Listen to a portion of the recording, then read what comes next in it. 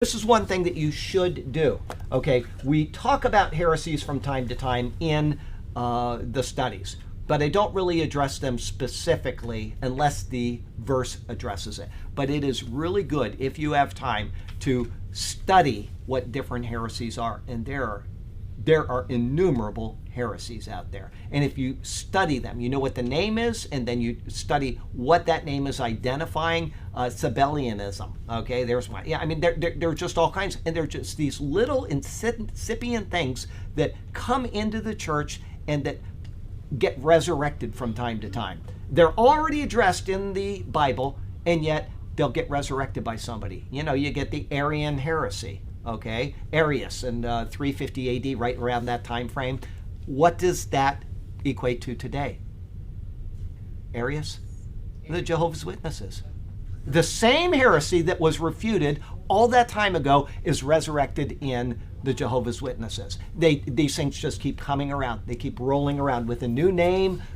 And the reason why this happens is because people don't know their Bible. And there are people out there that are willing to twist people and manipulate them for their own sake, for their own profit, for their own power, for their own, sexual pleasure, whatever. People will take the Bible and they will twist it. And unless you know this word and you are familiar with it, you are susceptible to that. And you say, oh, that'll never happen to me. How do you know? If you don't know what you're being taught, if it's true or not, and you get a person that's convincing, he sounds authoritative, he's a great orator, he could be teaching anything. Okay, I could give the example of you-know-who, but I'm not going to. But best orator I know. I mean, the guy is one of the greatest speakers in Christianity, and yet he openly teaches heresy. Openly. And people just sit there and they applaud him because he's great on America, he's great on supporting Israel, and yet he's teaching heresy at the same time. Jews are saved by following the law of Moses. He's sending people to hell. That's all he's doing. He's sending people to hell by teaching that dual covenantalism.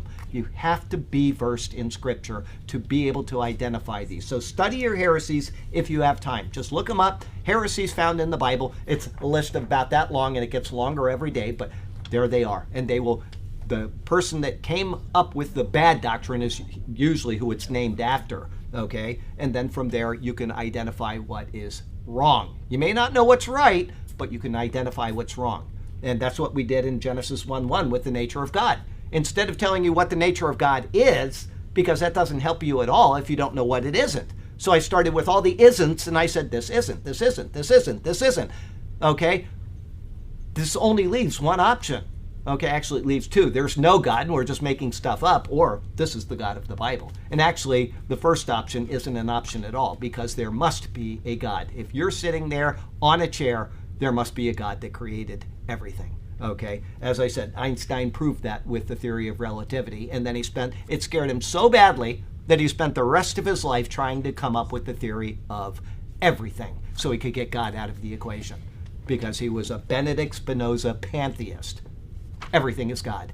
Okay, and he didn't want to admit that the theory of relativity proved that there was a point when time, space, and matter came into existence at the same time.